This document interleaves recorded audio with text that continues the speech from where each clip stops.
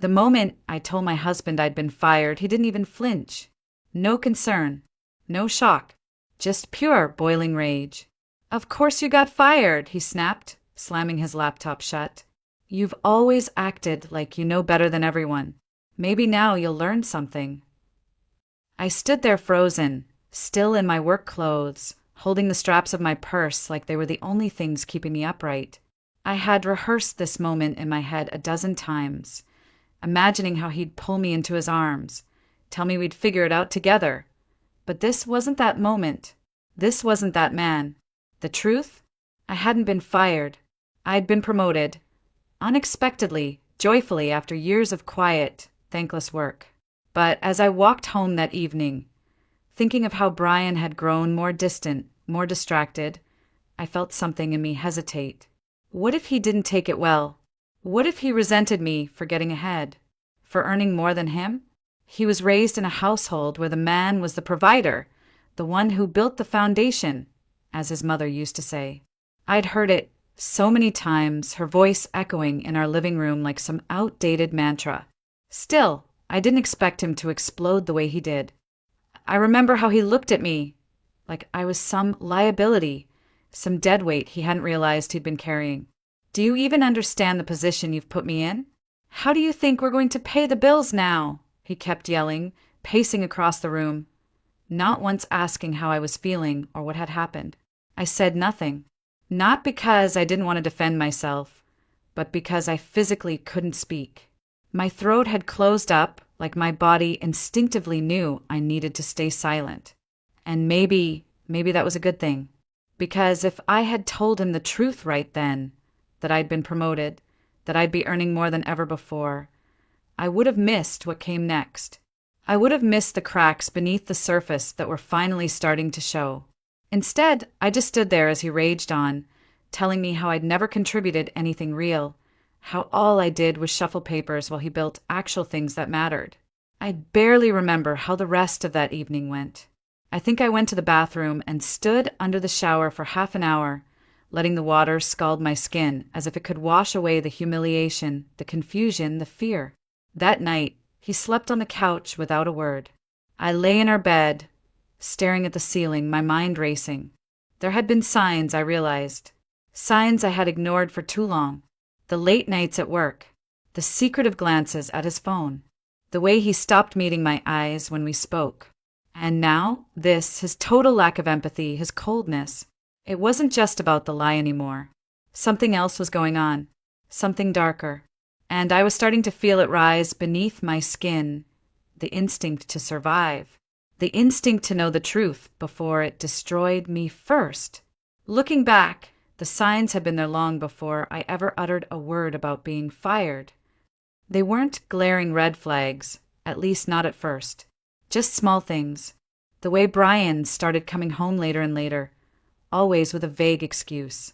The way his phone, once casually left on the kitchen counter, was now always face down, locked tight. Or how he'd started skipping our Saturday breakfasts, something we'd done religiously for years, with nothing more than a shrug and a maybe next time. I told myself it was just stress. His construction firm had taken on a massive downtown project, and he was working more than usual. I wanted to believe that. I really did. Because the alternative, the creeping suspicion that the man I'd shared a bed with for 10 years might be slipping away, was too painful to face. But the moment that lodged itself into my memory, the one I kept playing over and over again in my mind, happened 2 months before I tested him. I'd gotten off work early one Friday. My team had wrapped a product launch ahead of schedule, and I thought it'd be sweet to surprise Brian, cook his favorite dinner, open a bottle of wine, bring back a little piece of us that had been missing lately. I let myself into the house, quietly, thinking I'd catch him working in the living room. But as soon as I opened the front door, I heard his voice coming from down the hallway. He was on the phone, speaking in a tone I hadn't heard before, serious, clipped, almost rehearsed.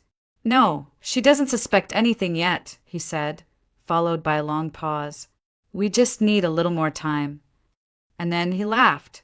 Not the warm, playful laugh I used to know. This was something else. Cold. Detached. almost cruel.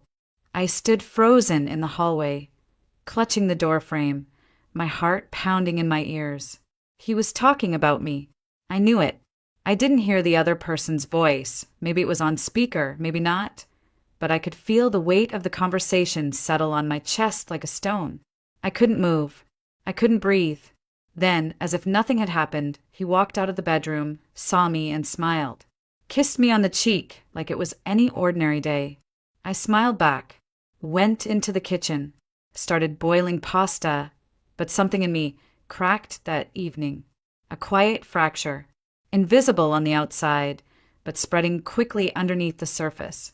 From that day on, I started watching him differently, listening more carefully, picking up on the subtle shifts in his behavior, the way he avoided talking about the future, the way he grew impatient when I asked about his day, the little lies he told without even realizing I'd caught them. I wasn't crazy. I wasn't being paranoid. My gut was screaming at me, and I was finally listening. It was a strange kind of grief, mourning the slow death of something while still pretending it was alive. I kept telling myself to wait, to collect more signs, to be sure, until that moment in the hallway after my fake firing, when the last of my illusions finally fell apart. That's when I knew something bigger was happening, something I hadn't even begun to imagine. But I was about to find out, and once I did, there would be no going back. It was around 2 in the afternoon when I heard the front door open. I had stayed home from work that day, claiming to feel unwell.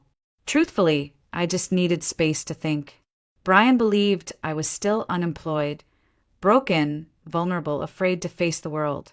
He had no idea I was still working, no idea I'd just been promoted, no idea I was using the time to pull myself together, quietly, carefully. I froze when I heard not one, but 2 voices enter the house. The second voice didn't belong to a coworker or a friend. It belonged to Linda, my mother-in-law.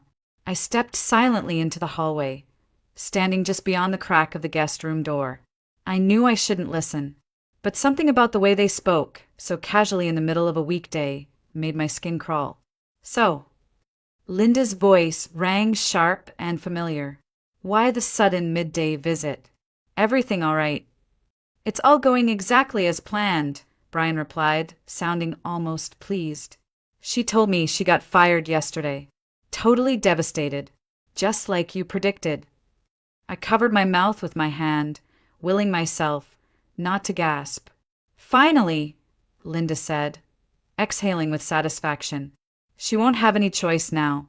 She'll have to agree to our terms. My knees buckled slightly. I leaned against the wall, heart pounding so loudly I could barely hear what came next. She's completely dependent on me now, Brian continued. Selling the house is just a matter of time. Linda let out a smug little chuckle. See, I told you that girl was never right for you. Too ambitious, too independent. You really think she'd be with you if it weren't for your father's house? It felt like being punched in the chest. That house had been our home for a decade. I'd invested so much of myself into it, my time, my money, my heart. And now they were planning to sell it like I was just some tenant they'd finally tricked into leaving. Don't start, Mom, Brian said with a sigh. We already talked about this. And what about Claire? Linda asked, when are you going to tell her it's time? Claire. The name hit me like ice water down my spine. Claire Jennings. I knew who she was, vaguely. Mark's girlfriend before the accident. Mark, Brian's older brother, who died in a car crash 3 years ago. Claire had disappeared after the funeral. I had no idea Brian had kept in touch, let alone. She's ready, Brian said, voice suddenly gentler. The baby's doing great. Claire says he's growing fast. Already looks just like Mark. My stomach twisted violently. I'll adopt him as soon as the divorce goes through, Brian continued, almost like he was discussing a business deal. He'll be my son. Our son. I couldn't breathe. Linda purred. Just think how happy Claire will be when she hears the house is going up for sale. She's waited so long for this. My ears were ringing. My vision blurred. This wasn't just betrayal. This was a coordinated replacement. They weren't just planning to leave me. They were planning to erase me. And the worst part was, I had no idea how long this had been going on. No clue how many smiles, how many kisses had been lies, rehearsed, strategic, calculated. My husband wasn't just cheating. He was plotting. I always knew Claire was the one for you, Linda said, her voice melting into that sickly sweet tone she reserved for people she actually liked. You two are perfect together. It's just a shame you met her too late after you married that one. That one. That's how she referred to me. Not Rachel. Not your wife. Just that one. A placeholder. An obstacle. I bit down on my knuckle to keep from making a sound. My entire body was shaking, but I couldn't stop listening. I needed to hear everything. Let's not get carried away, Brian muttered. We still have to make sure Rachel doesn't fight us on the divorce. She won't, Linda replied confidently. Not if you handle it right. Remind her she has nowhere to go. No job. No savings. She'll fold. I clenched my fists, every nerve in my body screaming. They thought I was powerless, that I was trapped. But I wasn't. Not yet. Not entirely. And what if she doesn't fold? Linda asked. What if she gets a lawyer? Brian's voice dropped, low and calm. Too calm. Then we hit her with the infidelity angle. I nearly stumbled backward. What infidelity? Linda asked. Doesn't matter, Brian said. I've got a few old photos from that conference she went to 2 years ago. Just her with some colleagues. But they can be interpreted the right way. Enough to raise doubt. You're a clever boy, Linda cooed. Just like your father. But he wasn't done. If that doesn't work, Brian continued, we accuse her of leaking internal documents. She worked with sensitive client files. She brought stuff home all the time. I'll say I caught her trying to sell data to competitors. I felt my knees give way, and I sank slowly to the floor. My hands were ice cold.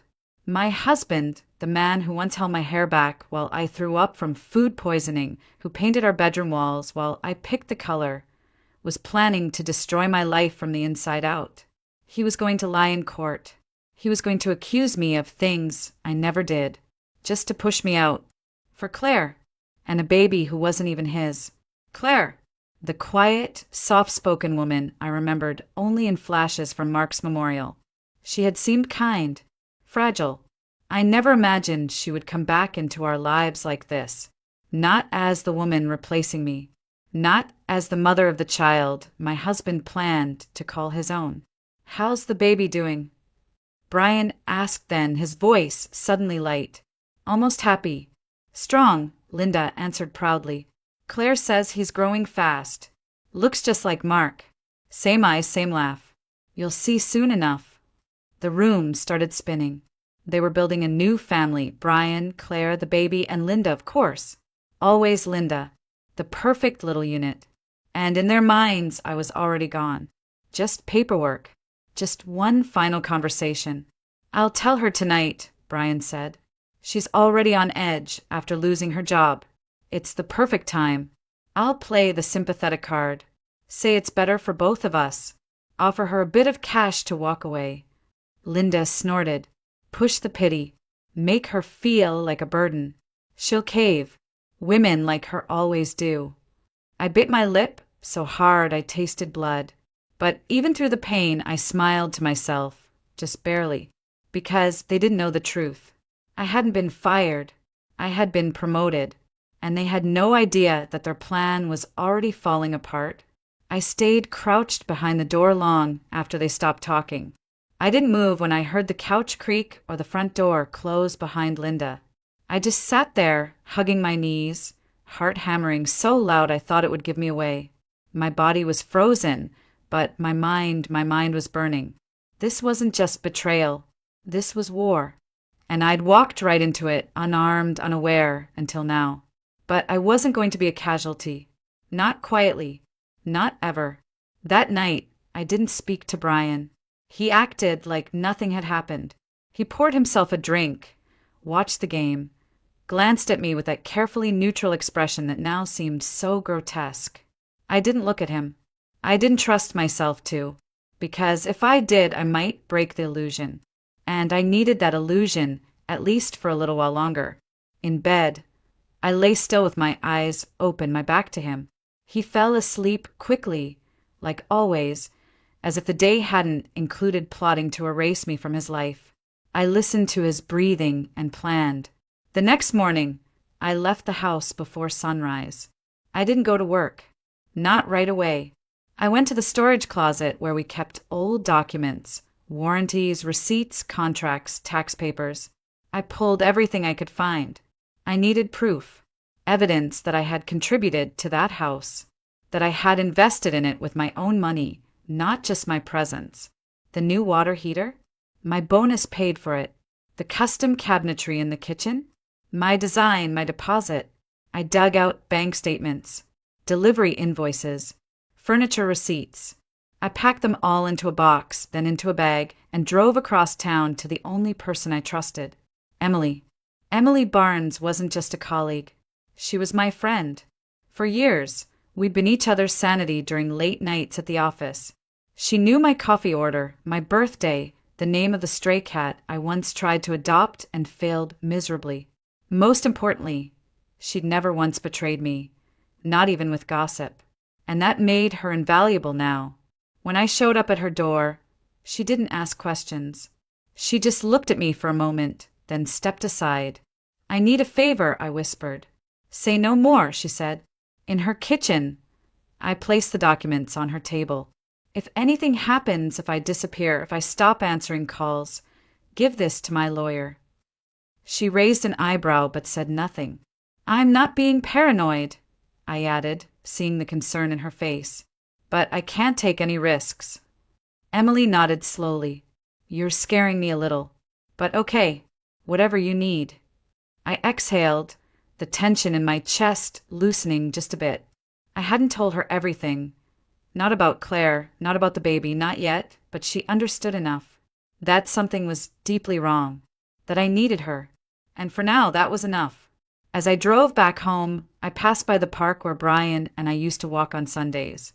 I remembered how he used to hold my hand, how he once looked at me like I was his entire world. That man, that version of him, was dead. The one waiting at home for me now. He was a stranger in familiar skin. And tonight, that stranger was going to sit me down, look me in the eye, and ask me to disappear. He had no idea that I was already planning how to make sure it would be him who lost everything.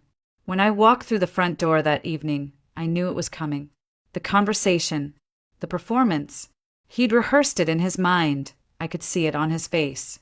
That forced concern, the artificial heaviness in his shoulders. Brian Carter was about to pretend to be the good guy in his own betrayal. "Hey," he said, voice low, careful. "We should talk." I gave him a tired smile, just enough to look worn down, just enough to keep him confident.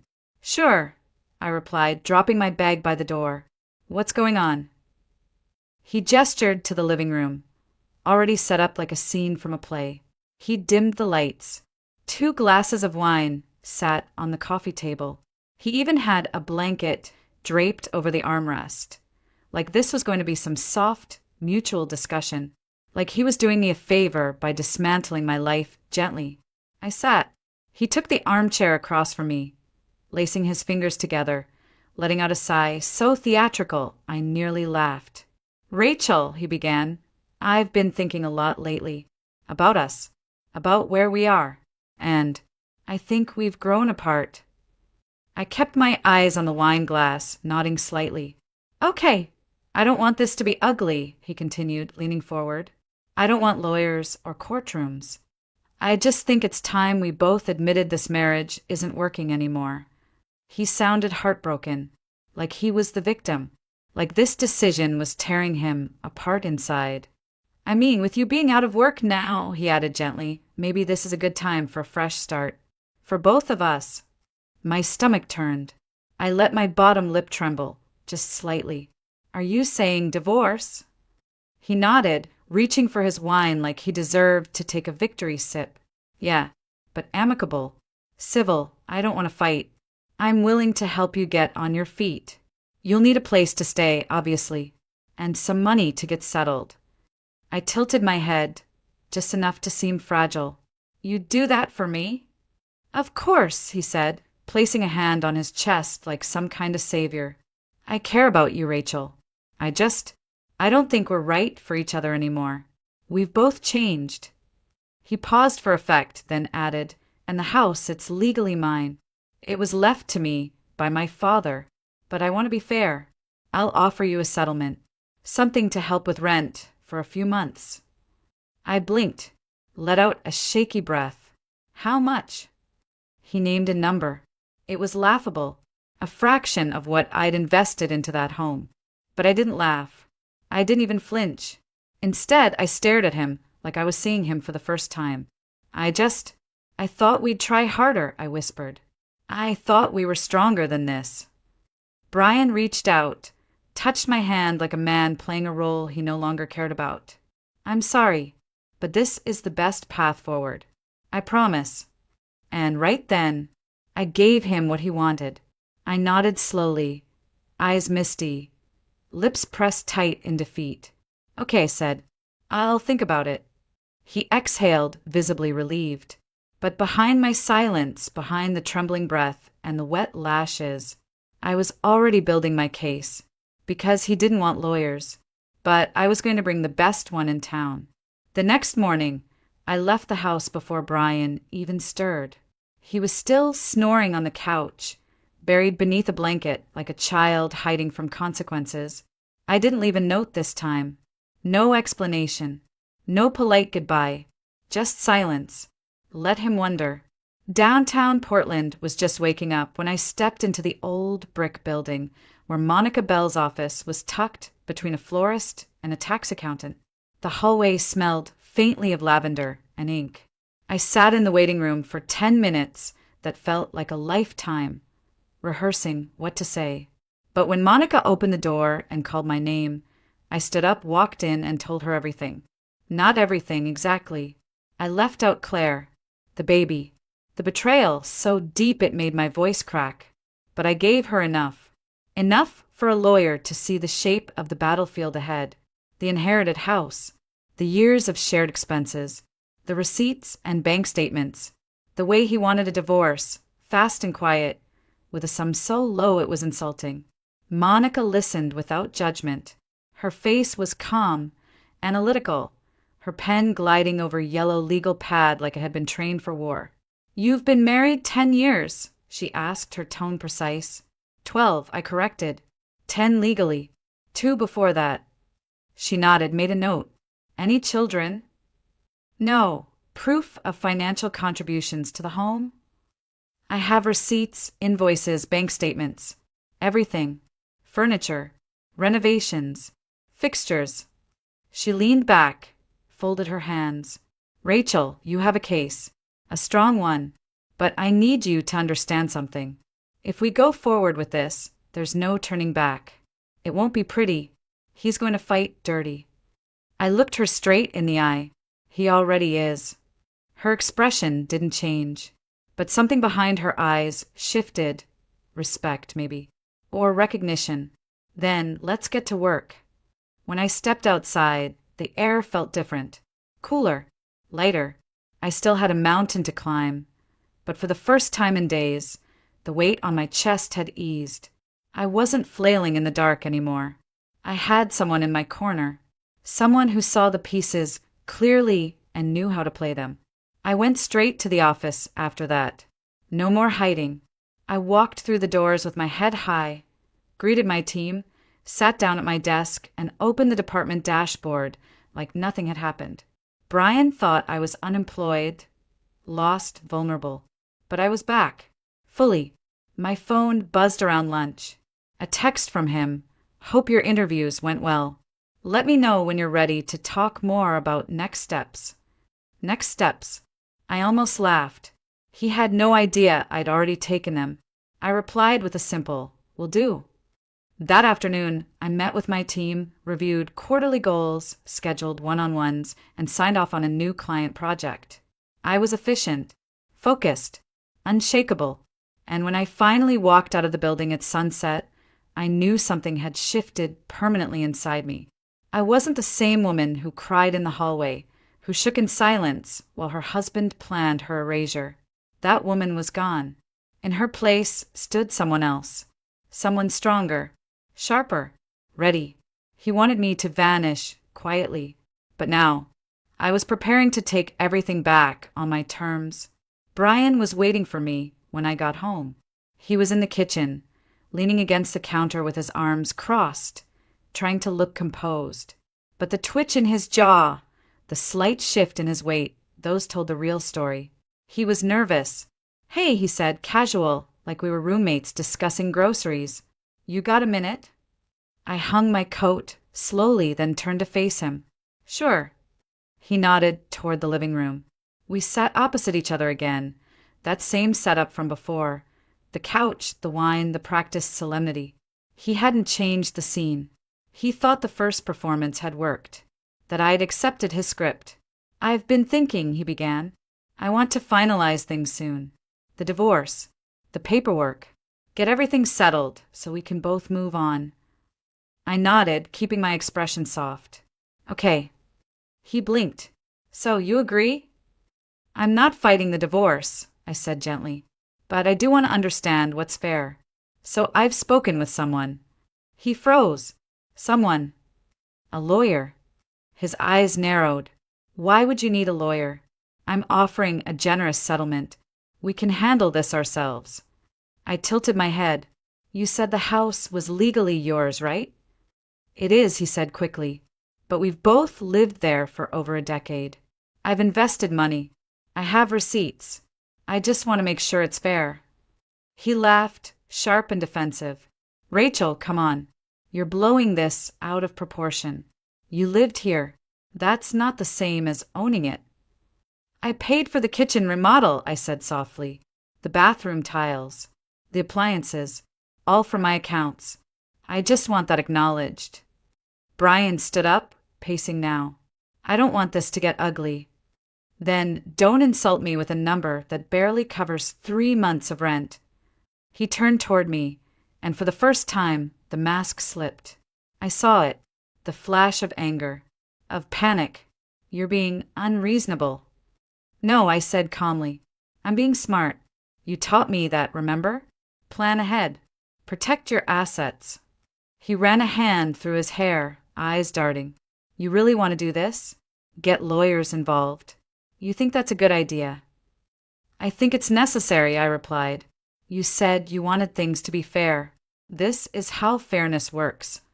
He didn't answer right away. He just stared at me, as if trying to recalculate, reframe me in his mind. I was no longer the fragile wife he thought he'd broken. I was something else now. A problem. "So what are you going to ask for?" he muttered. "Half the house." "I don't want half," I said. "Just what I put in. And maybe a little more for the time you wasted lying to me." His jaw clenched. He didn't deny it. He didn't even flinch. And in that silence, I knew he was finally afraid. He thought I would break. He didn't expect me to sharpen.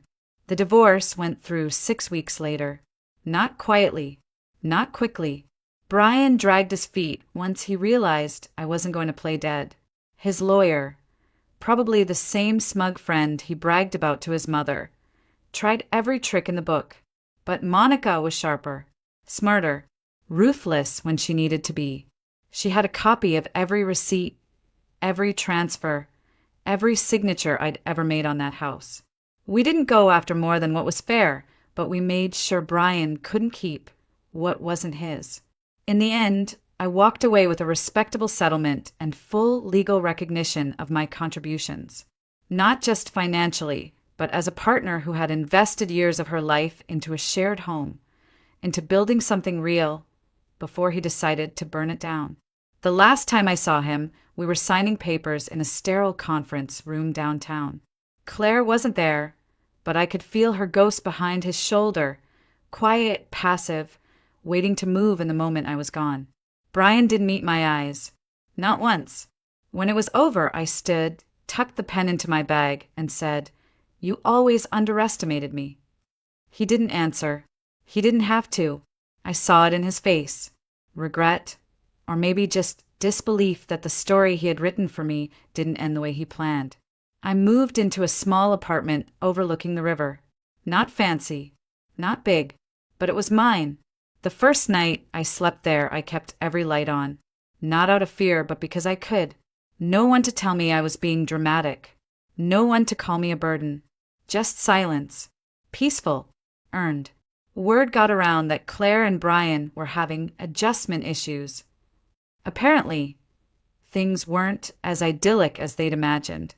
Raising a child wasn't as simple as smiling for photos and pretending love could be transplanted. Linda tried to help, of course. She always did, like micromanaging other people's lives. But I heard through Emily that the tension was building. That money was tighter than expected. That Claire hadn't quite fit in the way Linda had hoped. None of it surprised me, because their life was built on lies, and lies don't hold foundations for long. I don't spend my days checking in on them. I don't stalk social media or linger in bitterness. I've rebuilt from the ground up in my own way. Slowly, deliberately. My job is steady. My name is respected. I eat alone some nights, but I've learned that solitude is not the same as loneliness. Sometimes it's healing. I've taken up boxing classes on Saturdays. I've gone back to reading poetry. I call my sister more often. I've even started writing again, something I hadn't done since college. There are pieces of me I thought were lost, but they were just buried under years of being small, of making room for someone else's ego. And now I take up all the space I need. If there's one thing I've learned, it's this. Being underestimated is the most dangerous gift life can hand you. Because when you rise, when you fight back, no one sees it coming. Brian thought I would crumble. Instead, I became unshakable